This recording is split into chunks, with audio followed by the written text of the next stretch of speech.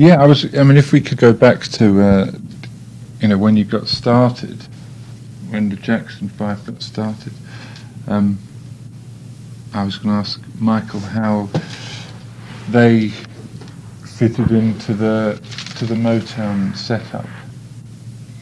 Michael, how did you fit into the Motown setup?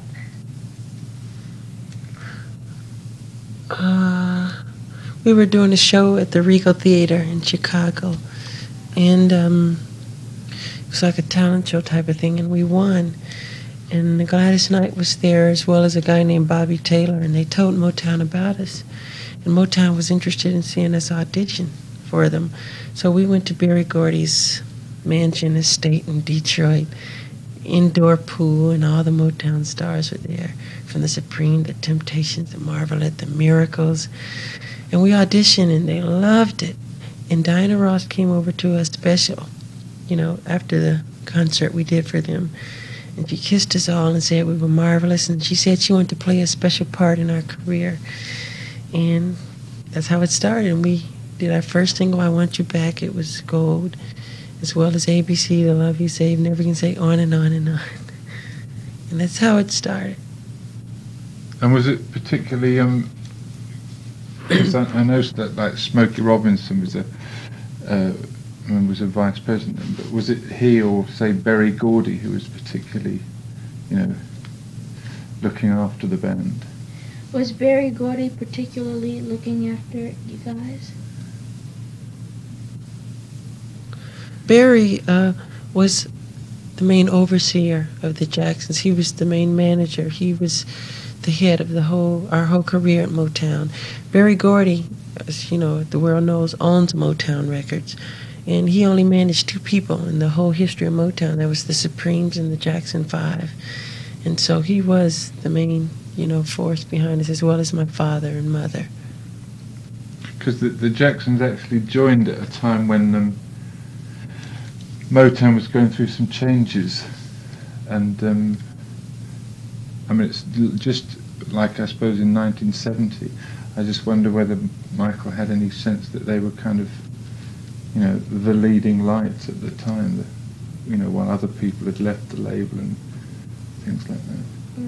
In 1970, were you guys the leading light? Like other groups and things were leaving Motown, and they were going through changes, and you guys... Right. Yes, that's true. We weren't aware of it at the time. We were so excited of being at the company. We lived with Berry Gordy. Half of us lived with Berry for a year and a half, and the other half lived with Diana Ross. Berry lived, at the top of the hill, and Diane lived just like a block away. That was a big thrill, for us. We enjoyed it so much, and we didn't think about, the stressful years at Motown, but we just were doing so well that we just enjoyed ourselves so much. We had a big tour and just everything we wanted.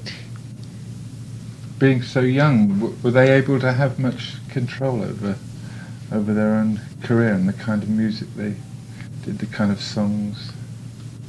Since you guys were so young, did you have much control over your music and the kind of songs that you wanted to pick and things to sing? No. We mainly did what they had us to do, what they told us. We did have some say-so in the way a song should go or blah, blah. But it was mainly what Berry wanted us to do, and it was always good.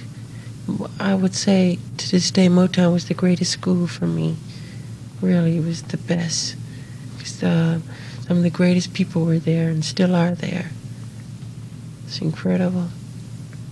So what kind of things, if it was a school, what kind of things did Michael learn particularly about making records?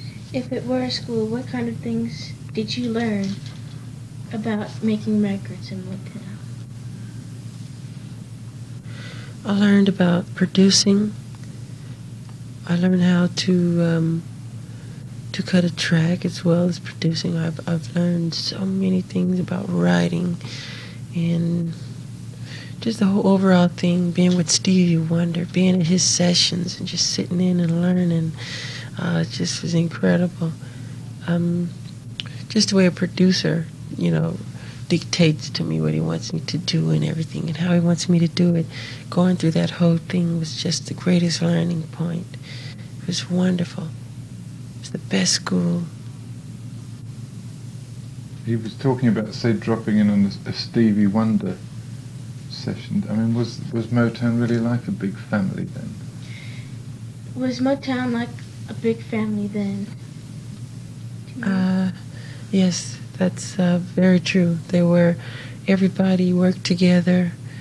You'd be doing a session and Berry Gordy would just walk in and change things around and nobody would get mad. He'd say, no, don't do it that way. Try it this way. I want you to sing this, Michael.